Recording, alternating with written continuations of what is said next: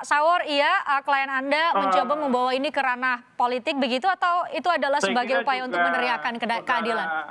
saudara Masinton juga nggak kemudian bersikap dia sebagai seorang hakim ya, yang kemudian mengatakan bahwa kasus ini dibawa kepada presiden atau kami sendiri yang meminta tim independen. Karena memang dari awal saya waktu ditanya oleh wartawan sebelum dakwaan ini, saya bilang ini peradilan sandiwara. Karena bayangkan dia dendam katanya. Apakah saudara Novel Baswedan karena menyasar kemudian kepolisian yang diduga korupsi, kemudian dasar ini kemudian kita pakai kemudian untuk melakukan kejahatan. Nah, kita dorong sesungguhnya Pak Presiden adalah supaya Pak Presiden itu tidak tersandera atau paling tidak kepolisian ini karena dugaan kami dari awal tidak salah bahwa keterlibatan polisi ini sudah fakta hukum. Ada 2 orang kemudian dari kesatuan kepolisian kemudian melakukan kejahatan.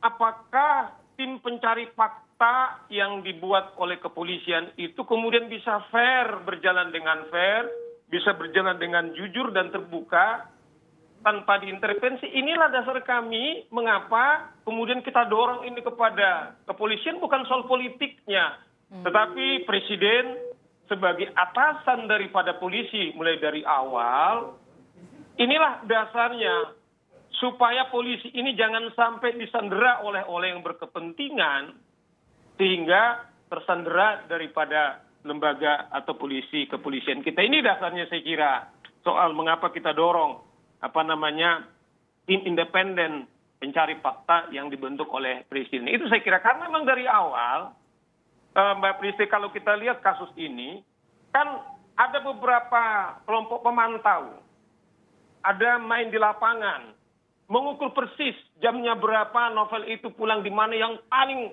tepat di mana, yaitu mereka sasar adalah saat subuh tersebut. Nah, apakah 2 orang ini misalnya punya kepentingan apa dengan Novel? Nggak pernah berhubungan. Novel masuk ke KPK misalnya, dia itu belum menjadi polisi, dia tidak pernah berhubungan. Nah, dasar inilah karena kami duga dari awal dari bukti-bukti. Contoh misalnya, ada 3 saksi yang betul-betul melihat, itu sudah ada di BAP karena saya mendampingi. Yang aneh malah jaksa penuntut umum tidak menghadirkan ini di persidangan.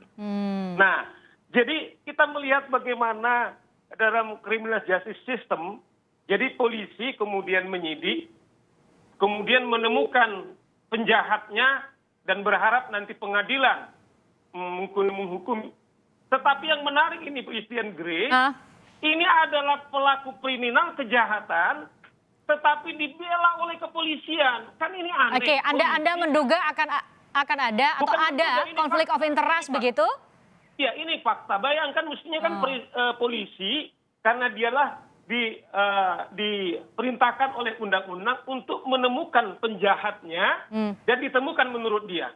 Tetapi di persidangan Mbak Grace, Saudara Masinton, ini dibela total oleh kepolisian. Nah, dasar-dasar inilah ada hal yang menurut kami yang tidak terbuka. Nah, kasihan sehingga kemudian diminta kepada presiden. Kita beri kesempatan Pak Masinton untuk jawab. Iya. Ya, nggak usah melebar kemana-mana menurut saya. Saya tidak dalam posisi membela siapapun dalam hal ini. Karena yang menjadi concern sorotan kami adalah proses di persidangan itu. Nah, proses pembacaan tuntutan oleh jaksa itu kan bukan proses akhir ya. Masih ada nanti pertimbangan dari hakim ya, sebelum hakim memutus perkara ini ya.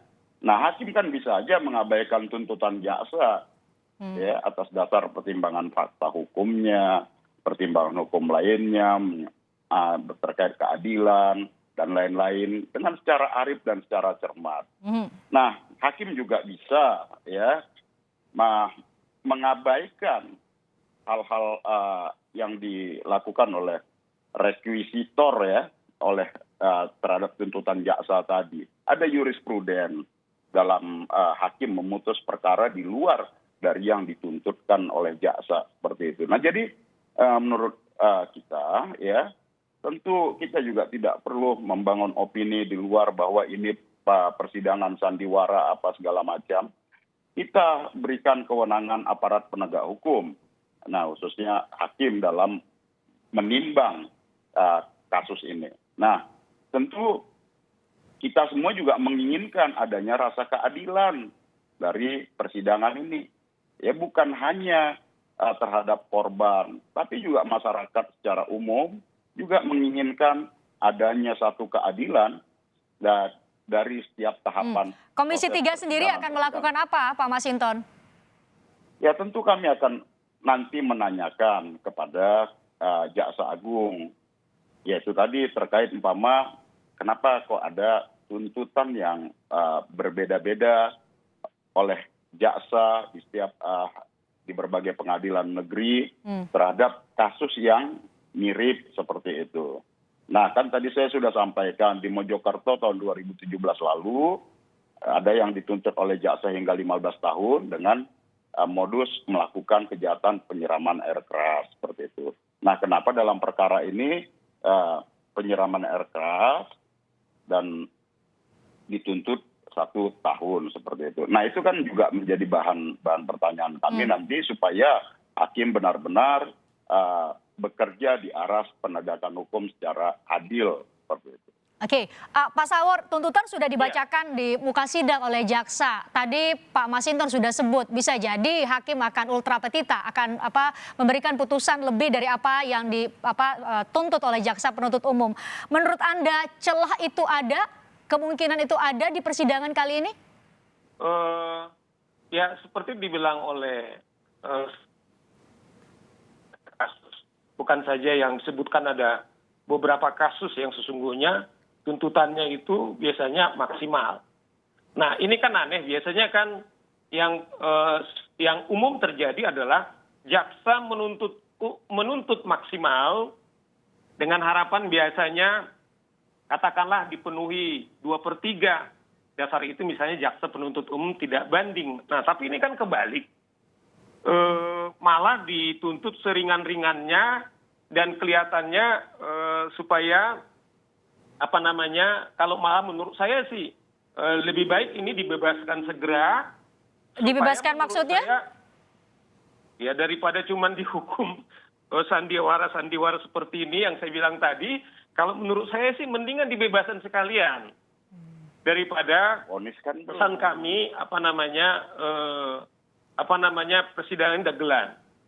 Tetapi seperti dibilang rekan tadi Masinton adalah tentu kalau itu harapannya ada peristiwa-peristiwa tuntutan tentunya bahwa hakim memutus lebih lebih dari yang dituntut oleh jaksa.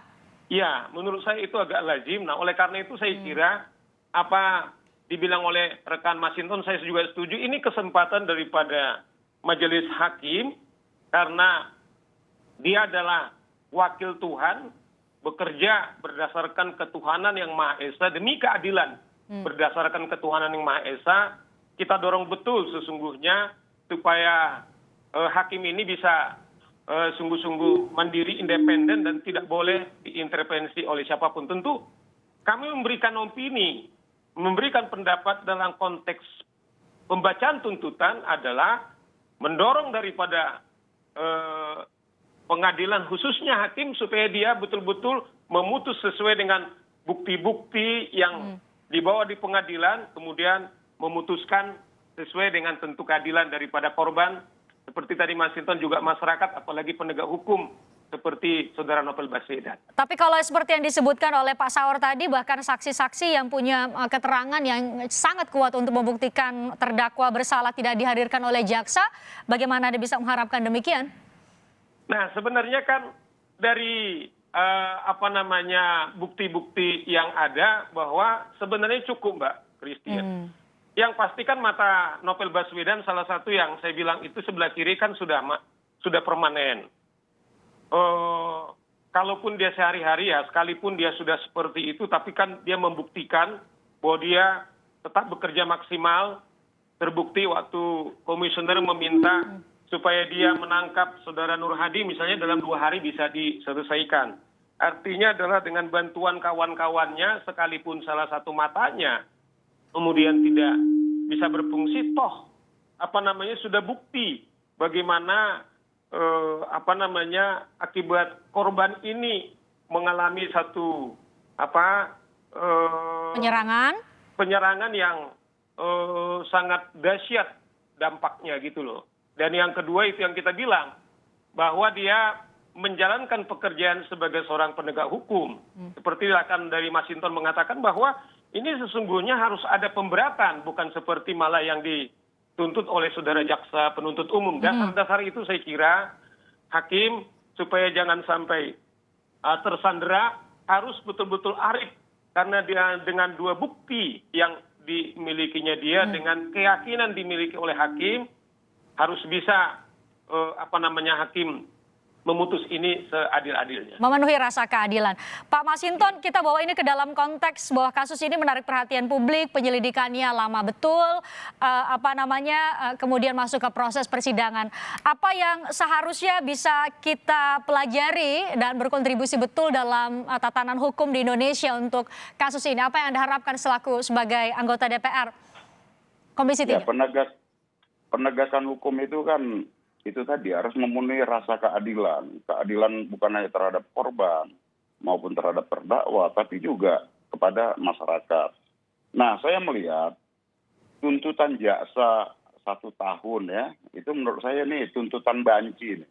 Di satu sisi menyebut ya secara dalam dakwaan primernya tidak terbukti katanya. Namun dalam dakwaan subsidiarnya melanggar pasal 353 ayat 2 junto pasal 55 ayat 1. Namun juga tidak dimasukkan posisi terdakwa dalam pasal 52 itu sebagai aparatur negara seperti itu. Nah, jadi ini yang saya sebut tuntutan yang banci tadi. Nah, hal-hal ini tentu akan kami dalamin dalam Komisi 3 sebagai komisi yang membidangin hukum. Nah, ini harus bisa dijelaskan secara detail, runut, ya, termasuk dalam pembinaan terhadap jaksa itu sendiri.